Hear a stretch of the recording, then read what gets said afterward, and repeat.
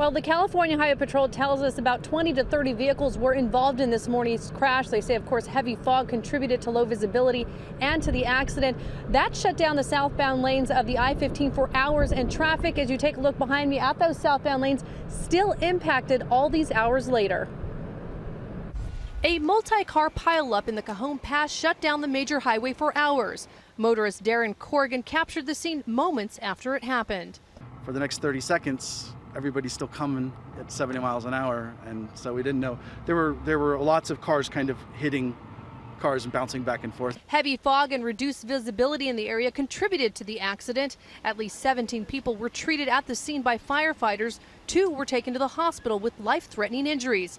People involved in the crash say they tried to avoid colliding with other vehicles.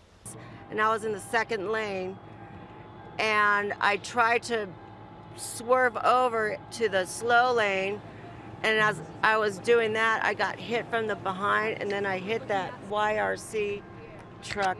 The CHP says it all started with 2 cars that crashed on the southbound I-15 around 10 this morning.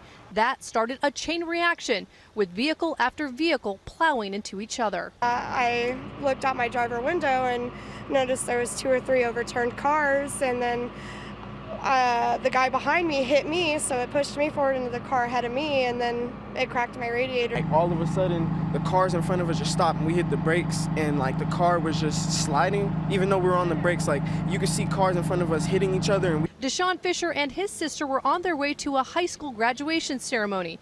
The 2 were set to miss out when our ABC7 photographer, Martin Orozco, alerted CHP, and they jumped into action by giving the teens a lift. You going, Mom? You going to graduation? Thank you. Yes, I'm going to graduation. Thank you so much, Channel 7. Thank you, everyone.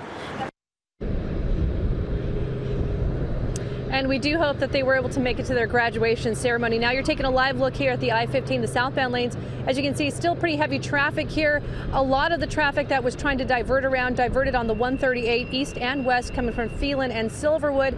And they're all converging here at the Cajon Junction, trying to make their way down the pass right now. So if you're in the area, just give yourself a little extra time, especially if you need to come down the Cajon Pass this evening. Hello, I'm Mark Brown. Click the ABC7 logo to subscribe to our Eyewitness News YouTube channel.